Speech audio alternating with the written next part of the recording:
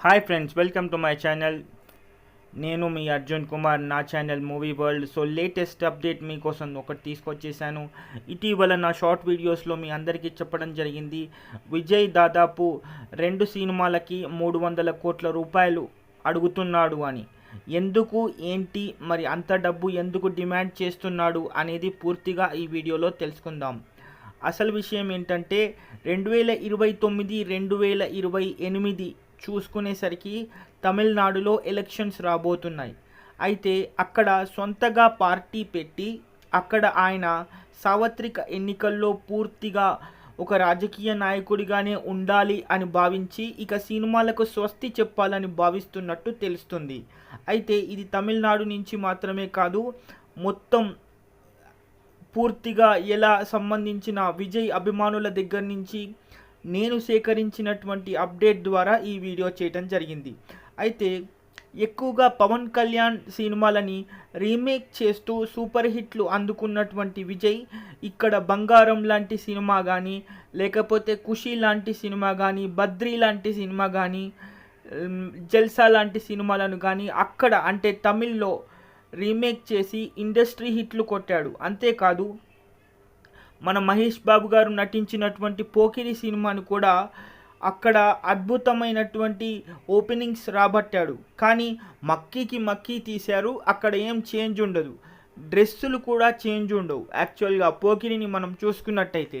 అయితే అసలు ఇప్పుడు దాదాపు 300 కోట్ల రూపాయలు 2 సినిమాలకు ఎందుకు అడుగుతున్నాడంటే, ఇప్పుడు సంపాదించిన పూర్తిగా డబ్బు మొత్తం రాజకీయాల్లో పెట్టేసి తాను ఎలాగైతే పవన్ కళ్యాణ్ గారు ఒక జనసేనను స్థాపించి తాను రాజకీయంగా ఎదిగాడో అదే ఇన్స్పిరేషన్గా తీసుకుని తమిళనాడు రాజకీయాలను ఏలాలి అని భావిస్తున్నాడంట మన ఇళయ దళపతి విజయ్. అయితే దీనికోసం కేవలం 2 సినిమాలు మాత్రమే చేస్తాను, ఈ 2 సినిమాలు దాదాపు 4 సంవత్సరాల్లో పూర్తయిపోవాలి.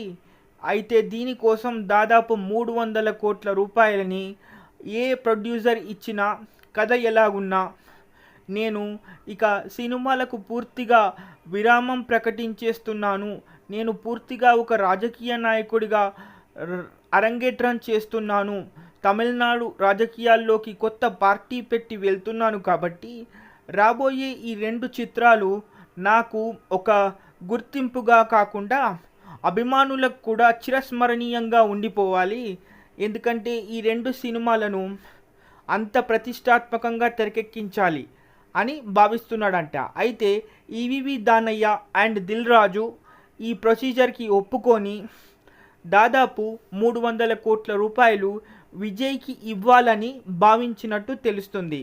అయితే కథ ఏంటి, ఎలా ఉంటుంది అనేది మాత్రం ఇంతవరకు తెలియరాలేదు. కానీ చివరిగా వచ్చేటటువంటి ఈ 2 చిత్రాలు మాత్రం అటు ఇండస్ట్రీ హిట్ కొట్టడంతో పాటు ఇటు చివరి 2 చిత్రాలుగా విజయ్కి ఉంటున్నాయి. కాబట్టి ఈ విషయాలన్నింటినీ అభిమానులకి ట్విట్టర్ ద్వారా విజయ్ సొంత తన ట్విట్టర్ ఖాతాలో చెప్పడం జరిగింది.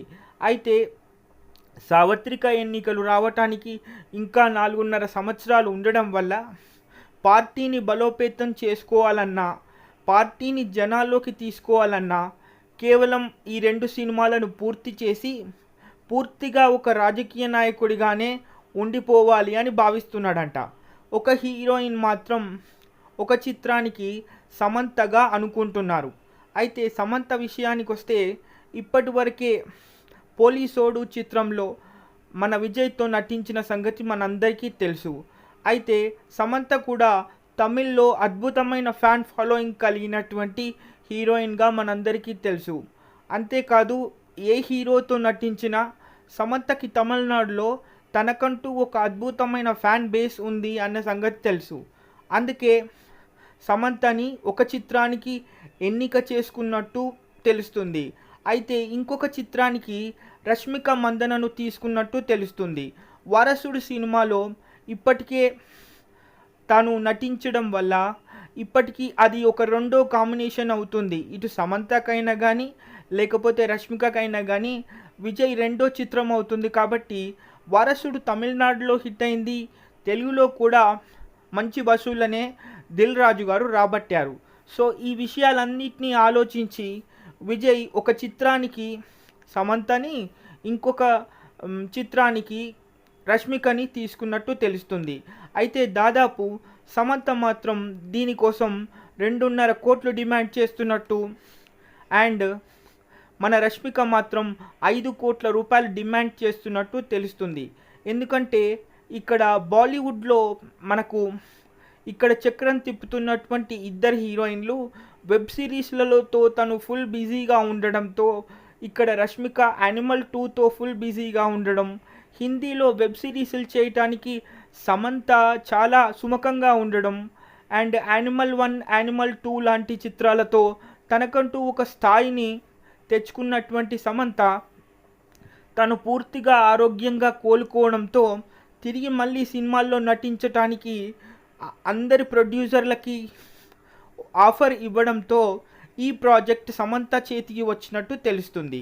అయితే మరి విజయ్కి దాదాపు 300 కోట్ల రూపాయలు ఇచ్చి ఈ 2 చిత్రాలను చేయిస్తున్న దిల్ రాజు గారు తను ఒక చిత్రం చేయటానికి ఒప్పుకున్నారు వాళ్ళ బ్యానర్లో, అండ్ ఈవీవి దానయ్య గారు ఇంకొక సినిమాని ఒప్పుకున్నారు విజయ్తో చేయటానికి. మరి ఇది సోషల్ ఫ్యాంటసీగా తెరకెక్కుతుందా, లేక ఒక విజువల్ వండర్గా క్రైమ్ స్టోరీగా తెరకెక్కుతుందా, లేకపోతే ఫిక్షన్ స్టోరీగా తెరకెక్కుతుందా అనేది ఇంతవరకు ఏ విషయం మాత్రం తెలియరాలేదు. కానీ అసలు తెలిసిన విషయం మాత్రం చివరిగా 2 చిత్రాలు మాత్రం విజయ్ చేయబోతున్నాడు. అవే తన కెరియర్లో చివరి చిత్రాలుగా ఉండబోతున్నాయి. అయితే తన సొంతగా ఒక పార్టీ పెట్టడం వల్లనే ఈ నిర్ణయం తీసుకుంటున్నాడు. అయితే ఇప్పుడు పార్టీ పెట్టి ఈ 4.5 సంవత్సరాలలో ఎలాగైనా జనాల్లో తీసుకెళ్ళి పార్టీని బలోపేతం చేయాలి. కాబట్టి కావలసినంత డబ్బు కూడా పార్టీని నడపడానికి అవసరం అవుతుంది. కాబట్టి చివరి 2 చిత్రాలుగా అనౌన్స్ చేసి 2 చిత్రాలకి 300 కోట్ల రూపాయలని డిమాండ్ చేస్తున్నట్టు తెలుస్తుంది. విజయ్కు ఉన్నటువంటి తమిళనాడు మార్కెటే కాకుండా తెలుగులో కూడా చాలాసార్లు విజయ్ దాదాపు 50 కోట్లు 70 కోట్ల క్లబ్లో చేరిన సందర్భాలు ఎన్నో ఉన్నాయి. అయితే విజిల్ అనే ఒక సినిమా సూపర్ హిట్ అయింది. వారసుడు అనే సినిమా కూడా మంచి వసూళ్లనే సాధించింది.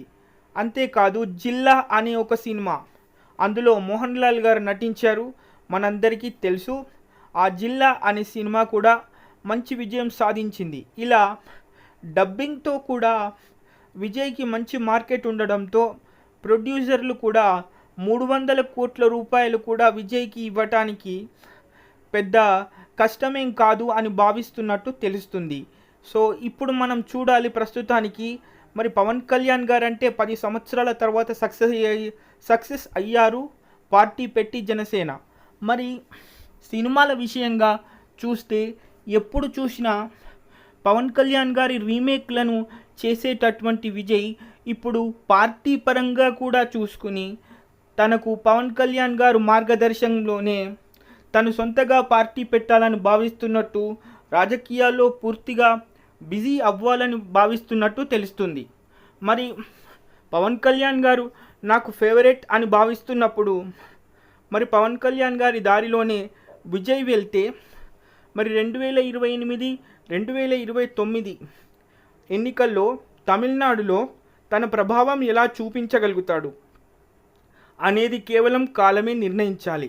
ఎందుకంటే సినిమాలు రాజకీయాలు ఒకటి కాదు. కానీ తనకున్నటువంటి ఫ్యాన్ ఫాలోయింగ్తో ఒక కొత్త పార్టీ పెట్టి రాజకీయాల్లో బిజీ అవ్వాలని నిర్ణయించుకున్నట్టు, దాని దాని వల్లనే అందరూ కలిసి ఈ నిర్ణయం తీసుకున్నట్టు. మరి పవన్ కళ్యాణ్ గారు ఎలాగైతే సక్సెస్ అయ్యారో విజయ్ గారు కూడా సక్సెస్ అవుతారు. సో 2 చిత్రాలు మాత్రం చివరిగా ఉండబోతున్నాయి. అందుకే దాదాపు 300 కోట్ల రూపాయలు ప్రొడ్యూసర్లు ఇస్తున్నట్టు తెలుస్తుంది. మరి ఈ లేటెస్ట్ జర్నీ అంటే ఒక నటుడిగా, ఒక క్యారెక్టర్ ఆర్టిస్ట్గా మనం విజయ్ని ఎన్నో పాత్రలు చూసాం.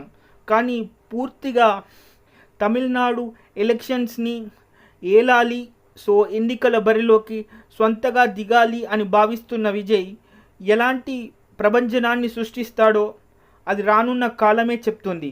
మరి ఇంకా 4 సంవత్సరాల టైం ఉండడంలో ఈ 2 సినిమాలని తప్పకుండా 4 సంవత్సరాలలో పూర్తి చేసి అది 2 చిత్రాలు తన చివరి చిత్రాలుగా భావిస్తూ అభిమానులకి ఎక్కువగా ఎక్స్పెక్టేషన్స్ పెట్టుకోకండి.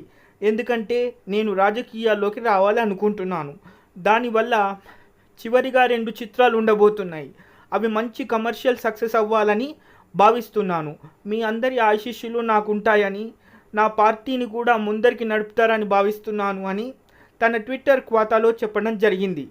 అభిమానులు కొంచెం బాధపడ్డా మరి ఇది ఒక కొత్త ప్రభంజనానికి రాజకీయాల్లో నాంది అని కూడా భావిస్తున్నారు. మరి మీరు కూడా చెప్పండి, మరి విజయ్ నిజంగానే ఒక ప్రభంజనం సృష్టిస్తాడా? రానున్న కాలంలో సీఎం అవుతాడా?